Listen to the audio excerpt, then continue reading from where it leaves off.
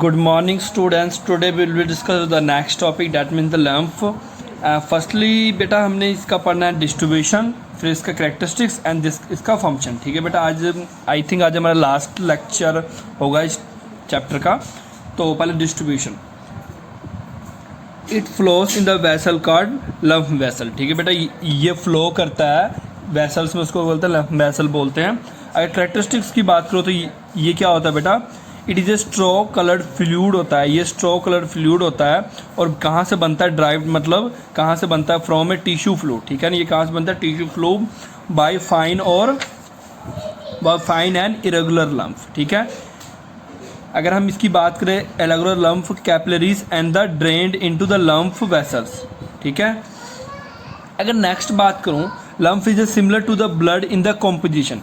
अगर इसकी बात करूँ, इसकी कॉम्पोजिशंस की बात करूँ तो ये सिमिलर किसके जैसा होता है, ब्लड की तरह. एक्सेप्ट इसमें क्या होता है बेटा, रेड ब्लड सेल्स नहीं होता है एंड प्रोटीन्स नहीं होता है. ठीक है, इसमें रेड ब्लड सेल्स और प्रोटीन्स नहीं होते हैं. और बाकी की अगर बात करूँ तो वो सिमिलर किसके जैसा है, ब्लड की तरह. ठीक है, एंड कंटेन लेसर कैल्शियम और फॉस्फोरस देन ब्लड. और इसमें अगर हम और एक कंपेरिजन करें तो उसमें कैल्शियम और फॉस्फोरस की क्वांटिटी कम पाई जाती है एज़ कम्पेयर टू ब्लड के मुकाबले. हाउवर्ड वाइट ब्लड सेल्स की बात करें हम, WBC मतलब वाइट ब्लड सेल्स की मैं बात करूं, found in the abundance of lumps in 90. और अगर मैं वाइट ब्लड सेल्स की बात करूं तो ये बेटा इसमें मतलब कि एक्यूरेट क्वांटिटी में ये पाया जाता है. और अगर हम इसकी बात करें, अबाउट 94% ऑफ, जैसे कि आपको मैंने बताया था ना, जो हमारा ब्लड होता है बेटा वो क्या होता है, 85 से 90% वाटर का बना होता है. उसी तरह जो ये भी है, ये 94% वाटर का बना होता है, जिसमें क्या होता है, 6% प्रोटीन होता है, carbohydrate, fat, hormones, inorganic, organic और नाइट्रोजनियस वेस्ट होते हैं. ठीक है, इसकी फंक्शन की बात करूँ, WBC present in the lymph can reach any part of the body when they are required. ठीक है बेटा, ये किसी भी बॉडी पार्ट पे पहुंच सकता है, और मतलब जब इसकी रिक्वायरमेंट हो. The ingest jumps the way of amoeba ingest food. अगर मैं बेटा सिंपल मीनिंग में इस लाइंस का मतलब बताऊँ तो ये बेटा क्या होता है, एज ए डिफेंस सर्विस काम करता है. डिफेंस सर्विस का मतलब क्या हो गया, अगर हमारे बॉडी पे किसी वायरस या इन्फेक्शन या किसी भी चीज़ का अटैक होता है तो ये क्या करता है, उनको लड़के उनको ख़त्म करता है. ठीक है, वाइट ब्लड सेल्स का बेटा काम ही यही होता है. ठीक है, और ये क्या करता है, ट्रांसपोर्ट करता है nutrients between blood and tissue and the collect their waste product. और ये भी हेल्प करता है कि बॉडी में जो न्यूट्रिएंट को ट्रांसफ़र करना, वहाँ से वेस्ट प्रोडक्ट को बाहर निकालना. ठीक है, डिफरेंस आपने खुद करना है. नेक्स्ट और लास्ट टॉपिक आया हमारा नर्वस टिश्यू. नर्वस टिश्यू होता कहाँ है, brain, spinal cord. Nervous are made of the nervous tissue. Nervous किसका बना होता है, नर्वस टिश्यू का बना होता है. और नर्व्स की अगर बात करूँ, मैं गलत बोल गया, नर्वस नहीं आएगा, नर्व्स आएगा. Nerves are the spread throughout the body. एक चीज़ याद रखना, अगर मैं बेटा बात करूँ नर्व टिश्यू की, तो ये एक चीज़ याद रखना, जैसे कि हमारे बॉडी में हमने ये पढ़ा ना, मिलियंस ऑफ सेल्स प्रेजेंट होते हैं हमारे बॉडी में बेटा. मिलियंस ऑफ सेल्स प्रेजेंट होते हैं, जो डे बाय डे क्या होता है, ख़त्म होता रहता है. हमारे बॉडी में क्या होता है, millions of cells daily dead होते हैं और डेली न्यू जनरेट होते हैं, मतलब पैदा होते हैं. बट नर्व सेल्स के साथ ऐसा नहीं होता. अगर उसमें कोई भी सेल्स बेटा डेड हो जाए तो वो दोबारा पैदा नहीं होता. इस करके बोलते हैं कि कभी भी इंजरी, मतलब पैदा नहीं होने का मतलब क्या है, अगर इंजरी हो जाए बेटा, अगर आपके दिमाग में सिर में चोट लग जाए, तो अगर वहाँ पे बेटा कोई भी चीज़, कोई भी नर्व सेल डैमेज हो जाए, एक्सेट्रा कुछ डैमेज हो जाए, तो वो बेटा दोबारा रीजनरेट नहीं होता. वो लाइफ टाइम के लिए वो प्रॉब्लम्स आपके साथ रहेगा. करेक्टरिस्टिक्स की बात करो, और इसमें क्या होता है बेटा, नर्व सेल होता है, न्यूरॉन्स होता है, विच इज स्ट्रक्चर और function unit of nervous system. Neurons क्या होता है, न्यूरॉन्स क्या होता है बेटा, neurons are the longest cell of the body. In human they reaches the length up to 90 centimetre. हमारे बॉडी में 90 सेंटीमीटर लंबा होता है ये. Brain and spinal cord forms a main framework of the nervous system. Brain से spinal cord क्या होता है, वो मेन फंक्शन को बनाता है, फ्रेमवर्क बनाता है नर्वस सिस्टम में. ठीक है, nervous run and form this organs, मतलब क्या है कि ये हमारे इंटायर बॉडी पार्ट से कनेक्ट होता है। मतलब हमारे बॉडी में सेंसेशन से लेकर, अगर आपने एक फिंगर को हिलाना है, या तो आप चलना चाहते हो या उठना चाहते हो, आप क्या सोचते हो, आपको पता नहीं है। मान लो आपने सोचा कि मैं फिंगर हिलाना चाहता हूँ, आप कभी करके देखना। आप मतलब कि आपने एक फ्रैक्शन ऑफ सेकंड में, एक सेकंड के 100वें हिस्से में आप सोचते हो कि आपका फिंगर हिलना शुरू हो जाता है। इसका मतलब क्या है कि फर्स्टली क्या करते हैं हम हमारे दिमाग में वो चीज़ चलता है, और वो क्या करता है, मतलब ये बेटा एक लेंथी सा प्रोसेस होता है। इसमें क्या होता है, सिग्नल ट्रांसमिट होता है, फिर वो ट्रांसमिट होकर वो मैसेज के तौर पे उस पार्ट पे जाता है जिससे हम फंक्शन कराना चाहते हैं। फिर वो क्या करता है, उसको काम को करता है।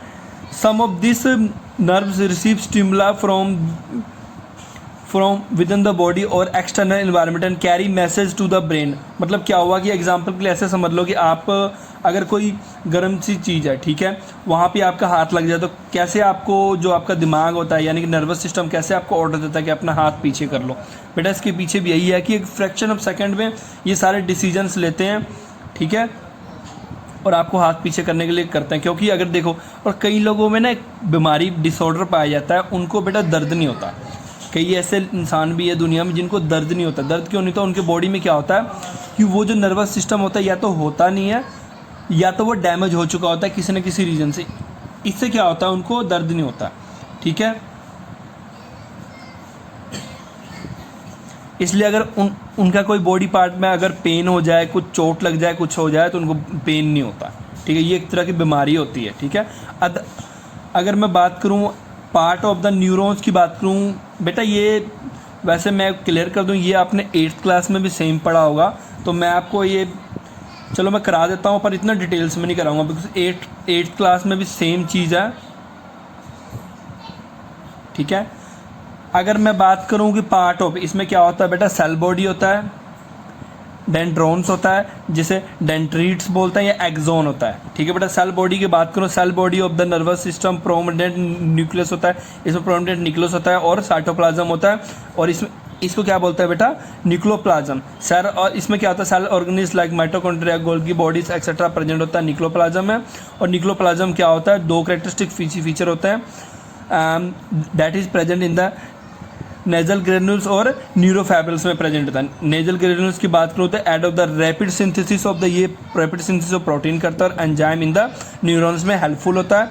अगर मैं न्यूरोफिलामेंट्स की बात करूँ तो ये क्या होता है, framework of the neuroplasm and take in the impulse transmission, ये इम्पल्स ट्रांसमिशन में हेल्पफुल होता है। अगर मैं डेंट्रिट्स या डेंड्रॉन्स की बात करूँ, ये क्या होता है बेटा, short hair like structure type होता है ये न्यूरॉन्स में, ठीक है बेटा।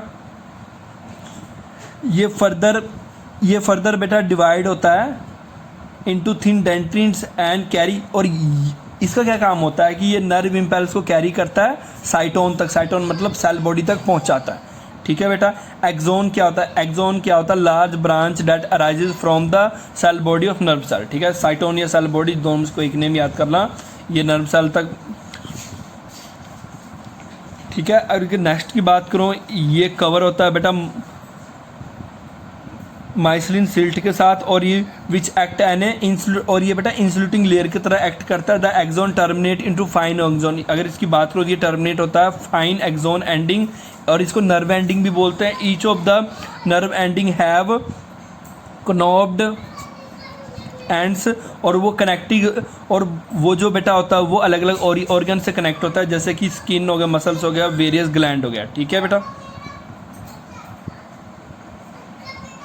बाकी रहने देना इसके आगे वाला, अगर करना है तो बेटा पढ़ सकते हो, पढ़ना है तो पढ़ सकते हो।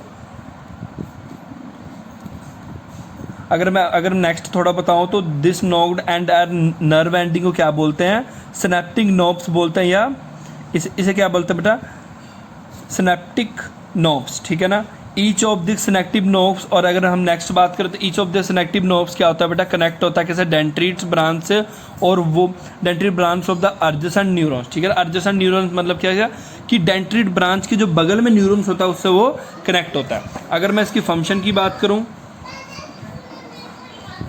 जंक्शन का मतलब क्या होता है बेटा, जहाँ पे एक चीज़ दूसरे से आगे जुड़ता है उसे क्या बोलते हैं, जंक्शन, ठीक है। The junction where one neuron joins with the other neuron, इसको बोलते हैं स्नैप्सिस, ठीक है बेटा। अगर सिनेप्सिस की बात करूँ, द सिनेप्सिस क्या होता है? Narrow gap between two adjacent neurons. Synapses क्या होता है? Narrow gap between two adjacent neurons. एक न्यूरॉन से दोनों दूसरे न्यूरॉन्स के बीच में एक छोटा सा गैप होता है, उसको बोलते हैं सिनेप्सिस। और विच कंटेन केमिकल्स और न्यूरोट्रांसमीटर्स, और उसमें केमिकल्स होता है जो न्यूरोट्रांसमीटर फॉर नर्व ट्रांसमिशन के लिए हेल्पफुल होता है। अगर मैं बात करूँ neurotransmitter that take place in transmission of nerve impulse to the acetylcholine और मैनी अदर्स। ठीक है, ये बेटा इसका स्ट्रक्चर है, ये देख लेना, कोई ज़्यादा टफ नहीं है। स्ट्रक्चर आपने बनाया, ये न्यूक्लियस है, डेंड्राइट्स है, नोड्स ऑफ रेनबियर है, सेल बॉडीज़ है, ठीक है बेटा, एक्सॉन टर्मिनल्स एक्सेट्रा है। ठीक है, ये स्ट्रक्चर आपने एज इट इज़ बनाना है। अगर वहाँ पे आपको क्वेश्चन आ जाए, क्वेश्चन ऐसा आ सकता है, या तो आपको क्वेश्चन बेटा डायरेक्ट ऐसे आ सकता है कि नर्व टिश्यू, उसके फंक्शन के कैरेक्टरिस्टिक्स और टाइप्स के बारे में लिखो, या तो एक्सॉन का स्ट्रक्चर, उसके फंक्शन पूछ सकते हैं। ठीक है, तो ये हमेशा की तरह बेटा डिफरेंस खुद आपने करना है। फंक्शंस की बात करूँ तो ये आपको पता ही है, ये स्प्रेड होता है ऑल ओवर बॉडी में, ये बॉडी के फंक्शन में हेल्पफुल होता है, सेंसेशन, स्मेल एक्सेट्रा, टेस्ट में ये हमारे हेल्पफुल होता है। और जो कितने सारे एक्टिविटीज़ होते हैं कोई जो बॉडी में होता है, जैसे कि हाथ चलाना, पैर चलाना, दौड़ना, उन सभी में ये क्या होता है, हमारा हेल्पफुल होता है। तो बेटा ये चैप्टर आपका यहीं फिनिश होता है। ठीक है, और यहीं पे आपका PT1 का सिलेबस भी फिनिश होता है। Thank you for today.